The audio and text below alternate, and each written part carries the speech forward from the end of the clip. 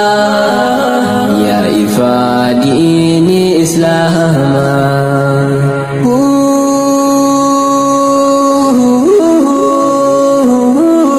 الحمد لله والصلاة والسلام على رسول الله صلى الله عليه وسلم. تربي دربي hordoftoota fi caqabtoota miidiyaa Fajrul Islaam akkuma beekamu torbee darbee keessummaa kabajaa muftii keenya qabannee isinii dhiyaannee turre. Har'as akkuma beekamu qabannee dhiyaannee jirra. Kanaaf haalaan nu caqasaa torbee darbee seenaa isaanii akka itti baratan nu ibsaa turaniif har'ammoo akka itti barsiisuu eegalanii fi bakka itti barsiisuu eegalan isaan irraa dhageenya garanumaan gara isaaniitti isin dabarsina. بسم الله الرحمن الرحيم الحمد لله رب العالمين والصلاة والسلام على رسول الله. السلام عليكم ورحمة الله وبركاته. قالتوا ما ربع يلي نعم يسمي تنوده ونوبا بقى الحمد لله قالتوا ما إلنا وهم جنون وحروا سعيد قالتوا ما ديما إذا قرأت سودا في أقوى سنة كاسنة وأنا راكاسة ونجمره ganduma dargaggoo garaa keessatti quraana barachuun koo achumarraa kaafnee biyya keessa deemna karaachii biyya keenyaa akkuma beektan akka ta'u gadhaabbatan qabu sheeka kana biraannaa kan biraannaa maqaa isaa irraa badee gara sheeka 3-4 ta'an immoo quraana irraa baraan kan irra yaadachaa jiru sheesan duulo rahimahullah isaan yaadadhachuu du'anii isaan gabbiraama isaanii godhu isaanii yaadadhachuu warra quraanatti karaana keessaa ammas immoo Ahmad Booranaa isaanii nama guddaadha. Isaanii ammas kan biraallee jira warra irraati fakkaata. Akkasuma deddeebinee qaraane quraana kana. Achirraa isa kaan egaa amma wasiyyaama isaanii Ahmad Booranaa kanaan deemaa kitaaba qaraannaa kitaaba qaraatti seenne kitaaba kana yoo seennu immoo akkuma isaanii irrattis jammaraa fiqii gabaabaa kana Safinatu Salaat kana Najaat kana Maalii kana too deddeemnu isaan irratti qaraa booda ati karoora ilmi qabda biyya keessa galteen ta'ee deemi baay'inaan jenni wasiyyaa naadama Ahmad Booranaa godhe inshaallah gaa'in jabaa takka ulfaataati baay'ee biyya keenya keessa deemuun cimaadha akkuma immoo kanaan dura sirrii kaasee baangoo qarawuu jaallata malee na biraa deemuu ani isaan biraa deemuun jaallatanii kanuma keessa gaaddimuufannee ma hin deemnee iluu baaboo argeenya gaamma godinyaa ko tokko jira isaan illee immoo karaa wannaa kana jiranii sheekh Hussein Zakariyaa jedhu wajjin deemne allee sheekh Usmaan Abaaloo ka jedhan sheekii fi keenya isaan akkitti karaa jammarreedha kitaaba guddaa kanaasuu naannoo keenya kana keessatti hamma tokko iyyuu fite achi isaan biratti fidii kanas karaane achirraa hamma ta'in jenne immoo ergasii immoo kitaaba hakaama tajwiida kana matii masaa akka biyya keenyaatti tajwiida namni beeku ijoollee biyya keenyaatti dhaqanii gola jedhu bakki sun shaabii qotaamalee isaan raadiyoo guddaadha baay'ee kan irraa fayyadamnes kan nasiyaa guddaa nu godhanii isaanii achi gabaanii tajwiida hakaama tajwiida achi quraana kanallee hakaama qaraanii achi argine firii ammasii Usmaan Abaaloo kana biratti ilaalee achi immoo ammas deemnee inni sigaa waa'ee makiinaa kanaaf xiqqashoo namni fuula nutti gugguuree naa waa'ee abaa'oo wanna nu deemaa egaa wahabiyyaa nu jedhan biyya wahabiyyaa jettan jedhanii achirraas immoo gara yuuraatti Sheekh Khaliil jedhu Sheekh Khaliil Nuuraa jedhu beekamoo isaan fiqeetti isaan biratti achi ilaallee fiqee kana isaan kana biratti gara binaajiin qaree isaan sanaan biratti immoo batu wahabii binaajifa baay'ee dhagaanii fanniin fiqee baay'eedha achirraan deemnee ammas egaa Habiib Kitaanoo miidiyaan kana gaasanaatti dhaqanii guddaa isaan biratti immoo ahkaama tajwiida matniisa ahkaama tajwiidaa isaan biratti ilaalle achirraa isa kana egaa dubbiin agidaa kun ammaatee ammas fatwaa ilmooftaa'uu dalaganii fi mazhaaba shaafiitii warra beekutu beekaa isaan sana biqil jira isaanuma sheekima isaan irraa ba'anii Sheekh Abdulsamad jedhu isaan irraa ba'anii gara limmoo kanatti gad deemanii akkas gaarasaa jiru wanta isaan biratti sabatti ta'ee amma gana siyaa sheekiin keenya guddaa kun isaanii hadiyaa fi qotaana guddaadha halluu guddaadha fanni hunda beekusi dhaqan gaa masqiin gaa qaadii qalaamin jedha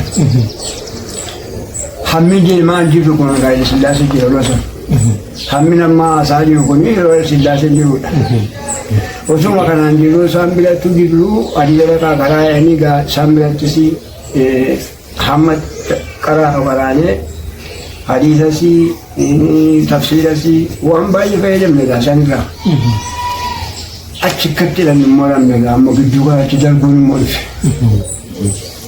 darbii dhufe amma egaa akka aadaa biyya keenyaatti Haayila Sillaasee jechuun maqaa guddaadha adaraa Haayila Sillaasee jennaan bishaantu dhaabbata jedhu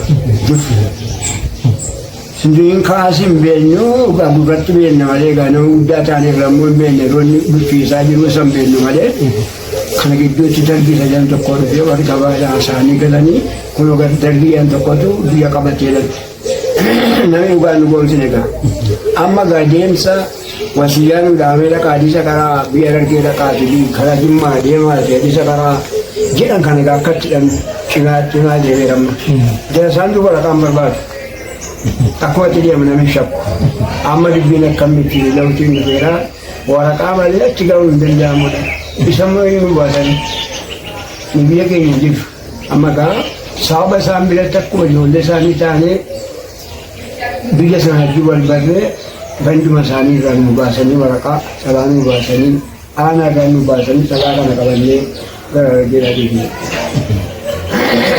argee deemnee achitti gaa xiqqoo nu to'atanii yeroo sana immoo lola jira salaa kanatti agarsiisnee keessaa baanee isaanis immoo nu to'atanii booda dhugaan keenya argamee gadi dhiisanitti achi gara argee keessatti mateenyummaa deemnee ammas immoo jeequmsi kun ammaa ta'e hojjedhaa irratti ol ka'ee dargiinis warri godhaa qoratutti ta'anii nu gidduutti amne ammas asirraan cinnee Soomaalee innannee fadisoo san keessatti taphatu ibidda gidduutti. Egaa waan nu mudate keessaa achitti waa'ee nu mudate jechuudha. Amma carqii waan bira bu'uudhaan dhaabee jechuudha. Gabaan ishee jirtu gaddeebiti nu akkatti nu qaba. Asirraa immoo hin kanaaf ture nu garabbiin nu raffisee wanni kun gaama rukutee wanti cabsee biraa gaddeebise. Gidduutti kana keessatti egaa nu immoo qaawwa argannee utuma jennee egaa biyyuu keessa deemuu qabee kana keessatti amma gaa rakkoon itti fidan ormaa biyyaa kun waa biyya dhaggeessu sun yaada ishee abdallaa xiqqoo geggeessu jedhu sun biyya olii hin warri biyya olii xiqqoo kun hin jedhu maddeessa. Abdallaa xiqqoo immoo nama isaanii kanaan dura turanii waa biyya yaa'anii wataddara kana Sillaasee itti naqanii kabachiisanii gurra duuchanii bukkee isaanii keenyee biyya walii isa qaraa ture gurra isaanii itti lallanne bukaariifaa. Isiyaada isaanii jedhan jennaan egaa kanuma keessa amma dubbiin ammaatee isaan irra gadi baqannee fadis kana keessa yookaan yaalii godhanii jennaan egaa namni malee achi galchinnee achi irraan gabee Soomaalee deemuu itti guddaadha. Kanaaf egaa hunda deemnee jiru waan gidduu sanii gaafa Haayila Sillaasee qabnee hamma deemnee bara 90 immoo namoonni biyya keenya keessaa namni agaru jennaa yeroo galle san gidduu kanatti addannee itti dannee qabatamaa miti waama inni kunaanu waama qabannee ittiin galle. Yesuudii keessaa filmi harkaatii achi keessaa funaannachaa tuummanni jiru isa biyya keenyaa immoo akkuma kana sheekotiin biyya keenyaa warri jiranis jiru warri du'anis waliif akka kanatti kanarraan taanee jechuudha fakkiidhaaf amma gaa namni yeroo suni warra biyya harargee keessaa sheekotii keenya yoo maqaa siidhee kan irratti yeroo sana barachaa turedha. Harka isaa jiraan amma ishee amma dibata yoo amma jiru isaan fa'i biyya akka isaa irratti barachaa ture. Ishee amma dibata tokko immoo ishee abdullatii jiru isaan guddaa saayinsii warra naannoo kan isaan itti ilaalaa ture jechuudha. Ishee Muusaa ijoollee dhufu wanni daandii kana naafu jedhanis inni immoo bara annaa yeroo isaan bulaan bara sibiiluu yeroo isaanii malee nuti yeroo keenyatti malee jeen isarraan fayyadamne qaqqabuu qaqqabneedha. Akkuma kanarraan jejjeemnee sheekotiin keenya gaammas tokkoffaan inni ganaa tarii nu gaafachuu looltanii fanni irraa maal garaatan deemsi keenya kun akkasitti deddeemee akka sana geenye itti deemnee miidhagaa kana kaanee Soomaalee nannee nama nu go'anii xiqqii baay'ee gannannee Soomaalee saganne immoo isaan irratti nu to'atanii bakka laagee itti qopsumatti achitti geessanii achirraan gabbannee inni kan karaa jabuutti dhaqee immoo kaan immoo inni dhalli immoo argiisuma geettareen immoo obseetu gangaa dhiisanii dubbaa kifaa sheetaa jedhu isaan babbayanii karaa jabuutti kana deeman alatti itti naqe argiisuma keessatti argiisuma geettareen taa'eettuma nama baree nama afaan lama beeku uummataa guyyaa kanatu jira afaan keenyas hin beeku Somaaleen dhagasaa isaan kana sababbaleen akkaataa dindigneetii biyyattii sanaa fi walitti wal-galee lataa guyyaa biyya sanii miidhagiyyaa dila achumatti dhalatee Somaalee garbeetu hin jiru Somaalee abboon hin jiru. Amma miseensummaa guuttanii keessa taa'uudhaan miseensummaa guuttanii. Gadaloo tokko tokko maqaasinaa baasanii waan godhanii waa hunda kana guuttadheen egaa teendee kana gidduutti egaa talaa isaanii baasee waa hunda baafatee achirraan kaayee gaafa dhugaa baasa boorootti argeessa magdashoo dhageetti. Jarri keenya egaa jabuutti dhaqanne. Jabuu irra kanatti waan deebi'ee argeessa taa'etti nama baree amma kana egaa nu gargaarsan goyeetti irraan lammata immoo ammas magdashootti deebi'ee xayyaaraan jedhudha. Seera qabeessumaan hin siima Somaalee jeetu hin deemne. Amma egaa Saawudii deemtan. Saawudiin deemee laajummaadhaan deemne tajaajilli keenya laajummaadhaan deeman karaa jabuutiidha. Keessan seera qabeessa. Seera qabeessumaan hin deemne. Achi geenyeetti gaammatee nama gaafa jedhu galaa gaafa jedhu immoo ammas akkatti galan jabaate baasaa warri keenya achi.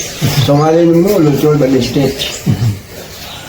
Gaafa kan keessa karaa baatee karaa dhuftee gastamaree lakki biyya Somaalee asila rakkadee latti dhaqee rakkadee naqee amma immoo biyya kottiin gala baasa warra hin badi waa goona wajjin suuraan bidheedha milikkiti kunamati dinaan isaa immoo badi bokkaanatti yeroo jetti ni ta'u malee riqichi galaan hundee biyya keenyatti laas baasee jedhuugaa hamma giseetti kan nama gargaaru ittiin hojjetaniitu saba eeggan jechuudha bara 90. Sagaltamatti as galee sobbaratti. Sagaltama. Yeroo achi galtan sana bakka sanatti inni hin barattamoo hin barsiisan. Inni maal hin baranne ilaalati. Inni harkaati daa'imni jechi bakkiidha amma asii waqtii asii hin barsiisu. Sheekh Abdurrahman Adilaan jedhu isaan waqtii asii barsiisu. Ganama suubii sagadanii Muhammad Afitti immoo Dr. Salih bin Humeid baay'ee namni irraa fayyadamne egaa isa. Dr. Salih bin Humeid. Ammas immoo maqaa isaanii beektu Sheekh Abdallaa Qassaab isaan barmarii wadishaa barsiisu. Abdallaa Qassaab kitaaba isaanii faca'ee jira. Isaan kana egaa ilmi harkaa garaa baranne jechuudha. Egaa isaan baay'ee miidhaa warri kaan immoo warra fatwaa dhufuu isaan kana bira akkasitti funaannataatuma. علماء بأخطوان ديني عبد أوتار سخواني علماء دعتوا أنبياء كيوت ديني إذا أنتم تشيك المان قيدني بإلا في لبوه قراه فيه فتني علمي برني برسيسو قراه فليا خيه سجد Garabu aba gamoji kata murania ulama andu biyatinya dia mudur lafkarah fagenya khaysa dabra rakule